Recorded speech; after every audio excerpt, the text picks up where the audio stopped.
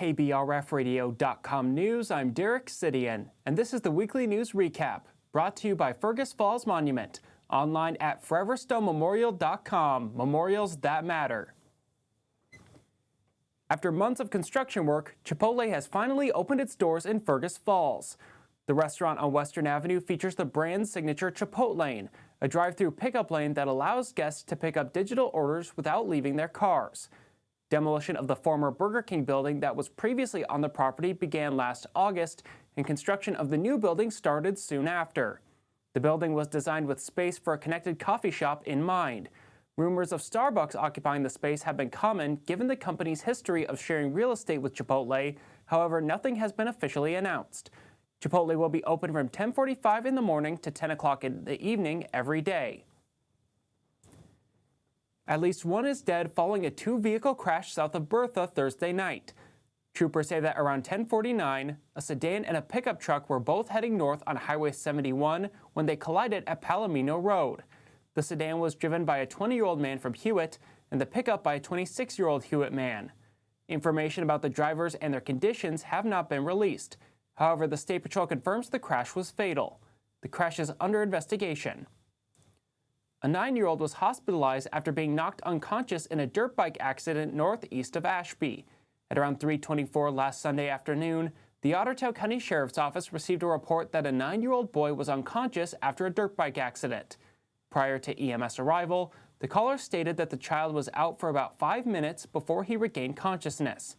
The boy was airlifted to a hospital in Fargo, where he was treated for his injuries.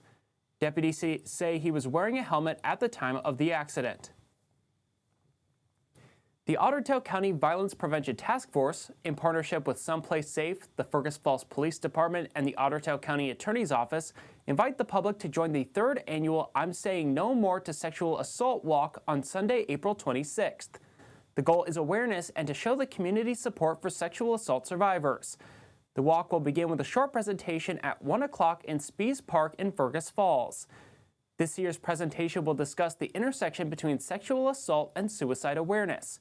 While a significant number of sexual assaults still go unreported, data reflects that survivors of sexual violence are at a notably higher risk of suicidal thoughts and behaviors.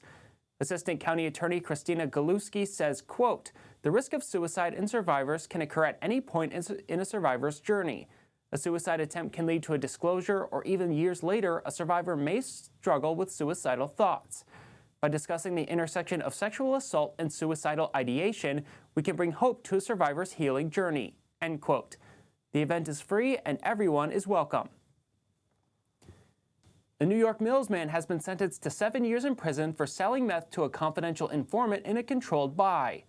In February, a jury found 57-year-old Jeffrey Robert Kamsala guilty of both first and third-degree sale of drugs.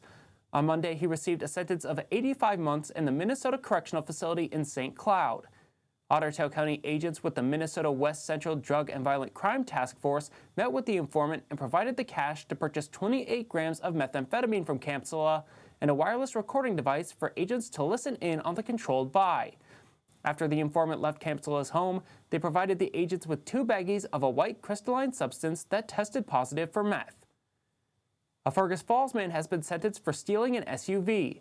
Prosecutors say that in March of 2022, 36-year-old Bryant Christopher Turner stole a Chevy Equinox from the King Tobacco parking lot while the owner was in the store. While police were on the scene, state troopers located the stolen vehicle on I-94 near Rothsay and took Turner into custody.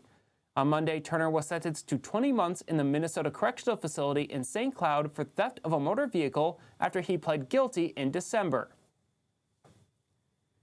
The Minnesota DNR announced $500,000 has been allocated for upgrades to the Riviera public water access on the northern shoreline of Ottertail Lake. The funding is part of the $700 million infrastructure package authored by Senator Jordan Rasmussen of Fergus Falls during the 2025 legislative session. Rasmussen said, quote, "Public water access allows anglers, families, and visitors to enjoy Minnesota's natural resources. The improvements to the Riviera access will ensure Ottertail Lake remains a beloved destination for years to come." End quote. The existing PWA was originally developed in 1983 and is currently located entirely on state-owned and administered property.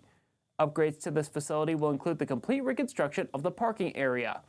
Construction is tentatively scheduled to begin late July and is anticipated to take 2 to 3 months to complete. This has been the Weekly News Recap, brought to you by Fergus Falls Monument, online at foreverstonmemorial.com, memorials that matter.